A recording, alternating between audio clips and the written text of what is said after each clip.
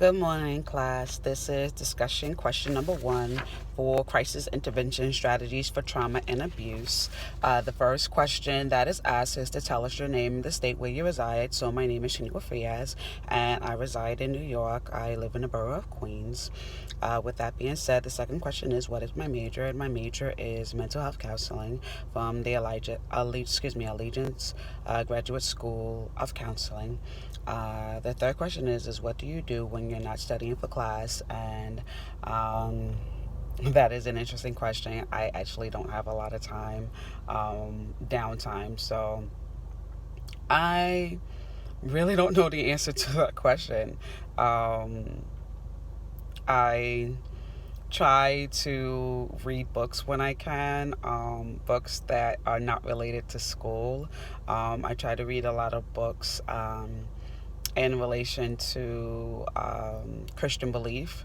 I like to find books that can help me facilitate and formulate Christian values because of the fact that I work with the youth at my church. So I try to find different reading materials that can help me to help them live a life according to the Christian principles, according to the Bible and to the life of Jesus Christ. So that's what I do when I'm not studying for class.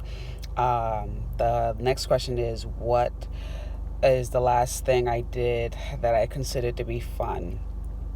The last thing that I did that I considered fun, again, don't judge me, but I cannot remember. It's been a long time, so I'm going to say that I'm probably overdue for something to be fun. So I'm going to get back to you on that, which means that for me, it's a charge to find something to do for fun. The next question is, what topic or topics are the most interesting based on the table of context? So with that, we are currently reading the book that's titled Crisis and Trauma Counseling by Wright.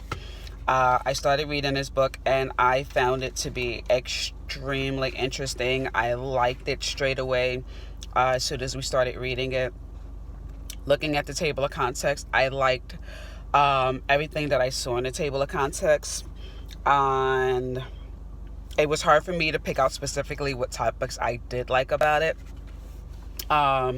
But to name a few, I liked the application of biblical principles. I liked the fact that it talked about helping others recover from their losses in life. I'm a firm believer that a lot of times we don't, or I should say, the body of Christ. A lot of times we don't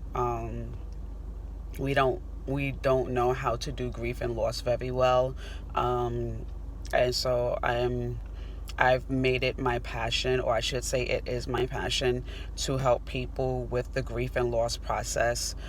So I've really taken a fancy to wanting to learn so much more about grief and loss processes. So once I saw that as a part of the table of contents in this book, I got really excited about that.